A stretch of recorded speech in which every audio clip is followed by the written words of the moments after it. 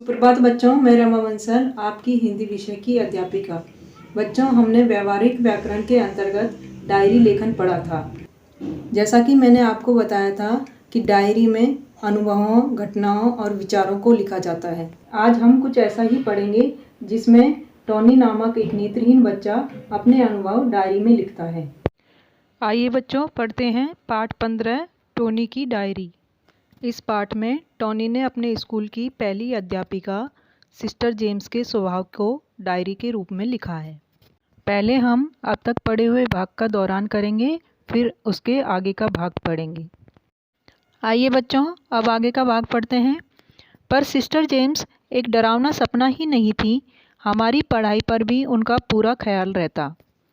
वे सारे शिक्षकों से लगातार मिलती और हमारी पढ़ाई की पूरी जानकारी लेती।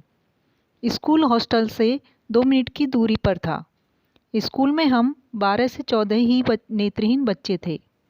हमें बाकी बच्चों के साथ ही बैठाया जाता और उन्हीं की तरह पढ़ाया जाता। इससे हमें भी उन जैसे पढ़ने के मौके मिले। वे अक्सर हमारे स्कूल आती और उनकी पहली निगाह इस पर होती कि हमें किसी मौके से महरूम तो नहीं रखा जा रहा है। महरूम का अर्थ है बच्चों, रोका गया या वंचित। हमारी हर उपलब्धि पर वे खुशी से फूली न समाती। फूला न समाना मुहावरा है, इसका अर्थ है बहुत खुश होना। हमारे हॉस्टल में गरीब बच्चों से फीस कम ली जाती या पूरी माफ़ भी कर दी जाती थी। यह गरीब और शारीरिक चुनौतियां झेल रहे बच्चों को पढ़ाई के समान अवसर दिलाने के पक्ष में उठा कदम था। पर दुर्भाग्य से इसका एक दूसरा पहलू भी था। फीस माफ़ी वाले बच्चों और फीस देने वाले बच्चों के साथ एक जैसा व्यवहार नहीं होता था। ऐसी कितनी ही यादें मेरे मन में आज तक दर्ज हैं। इससे बचपन में ही मैंने एक कभी न भूलने वाला सबक सीख लिया था। यह कि पैसा न केवल खरीदने की सामर्थ्य बढ़ाता है, बल्कि इसका प्रभाव और भी कई जगह नज़र आता है। जिसके पास यह है वह हमेशा इज्जत, नाम, शोहरत पाता है और जिसे यह हासिल नहीं उसे अक्सर अपमान सहना पड़ता है। शोहरत का अर्थ है बच्चों प्रसिद्धि और अपमान का अर्थ है बेइज्जती। सिस्टर जेम्स जाने अनजाने इस भेदभाव वाले व्यवहार में शामिल होती रहीं। यह बात मुझे हैरान कर जाती। मैं सोचता कि एक टीचर जिनका पढ़ाने लिखाने में इतना यकीन है, बराबरी में इतना यकीन है, पैसे के आगे इतनी कमज़ोर कैसे पड़ जाती हैं।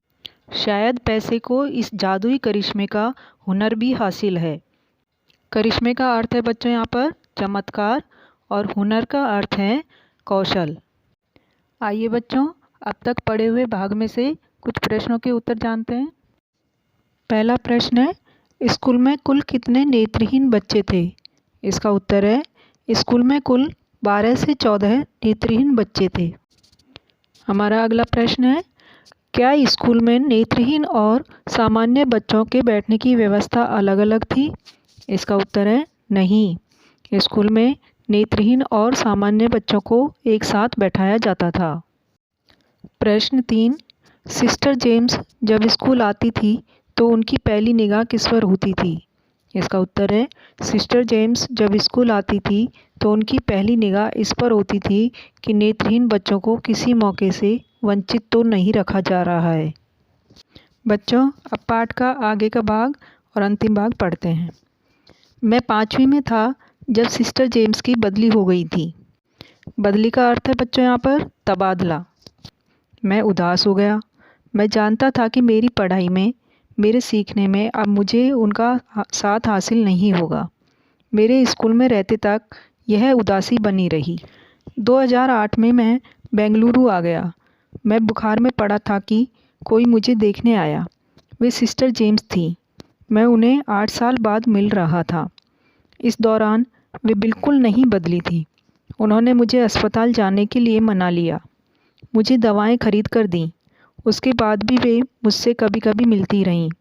हर बार वे बताती कि उन्हें अपने छात्रों से कितना प्यार है और इस प्यार का फीस देने न देने से दूर दूर तक कोई ताल्लुक़ न था।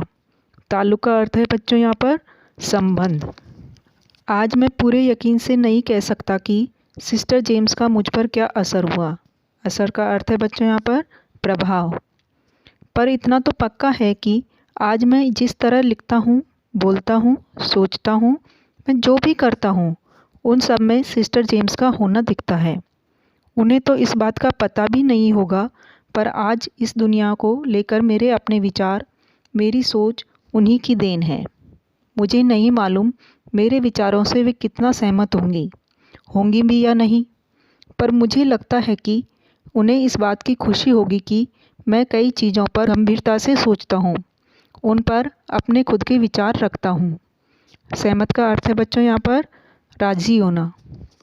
अब आज का लिखित कार्य जो आपको सरल हिंदी माला की उत्तर पुस्तिका में करना है। बीच में शीर्षक पाठ 15 टॉनी की डायरी, दाईं तरफ लिखित कार्य लिखना है, बाईं तरफ दिनांक 20/2/2021। प्रश्न क ख ग हम पहले कर चुके हैं। अब प्रश्न घ, टॉनी के जीवन पर सिस्टर जेम्स का क्या प्रभाव पड़ा। इसका उत्तर है टॉनी पर सिस्टर जेम्स का गहरा प्रभाव पड़ा। वह जिस तरह से लिखता है, बोलता है, सोचता है, जो भी करता है, उसमें सिस्टर जेम्स की सोच और व्यवहार की छवि दिखती है। प्रश्न ड़, सिस्टर जेम्स को छात्रों से बेहद प्यार था। पाठ के आधार पर स्पष्ट कीजिए। इसका उत्तर है सिस्टर जेम्स छात्रों की पढ़ाई का पूरा ध्यान रखती थीं। नेत्रहीन बच्चों और साधारण बच्चों को समान मानती थीं। छात्रों की तकलीफ में उनकी मदद करती थीं। अंत में ब्लू एंड रेड करनी है।